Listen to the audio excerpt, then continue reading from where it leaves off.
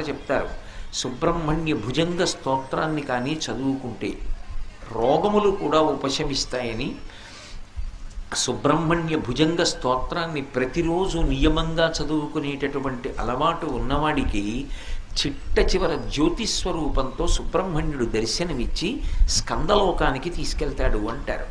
అంత శక్తివంతమైనటువంటి సుబ్రహ్మణ్య భుజంగాన్ని తిరుచెందూరు అని సముద్రపుటున్న ద్రవిడ దేశంలో ఉంది క్షేత్రం. ఆ తిరుచెందూరులో కూర్చుని శంకరాచార్యులు వారు రచన చేశారు. ఆయన ఆ స్తోత్రాన్ని రచన చేసేటప్పుడు మొట్టమొదట విఘ్నేశ్వరుణ్ణి ప్రార్థన చేశారు.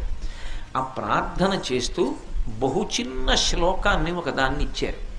అందులో సదాబాల రూపాపి విఘ్నాద్రిహంత్రి మహాదంతి వక్త్రాపి పంచాస్యమాన్య